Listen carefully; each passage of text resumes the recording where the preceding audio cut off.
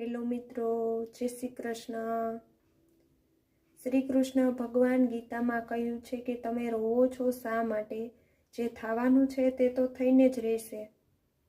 ભગવાન એક રસ્તો બંધ કરતા પહેલા 10 રસ્તા ખોલી આપે છે।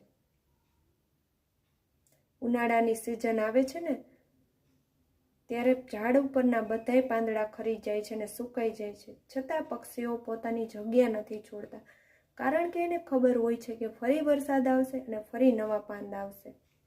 એવી રીતે જીવનમાં પણ એવું જ હોય છે, જે થઈ ગયું હોય છે તેને ભૂલીને અને જીવનની નવી શરૂઆત કરવી જોઈએ। અને યાદ રાખજો એક વાત, કે જેનું કોઈ નથી હોતું એનો ભગવાન હોય છે। આવા નવા વિડીયો જોવા માટે આ ચેનલને લાઈક, શેર અને સબસ્ક્રાઈબ કરો। વધારે શેર કરો અને સબસ્ક્રાઈબ કરો। Thank you.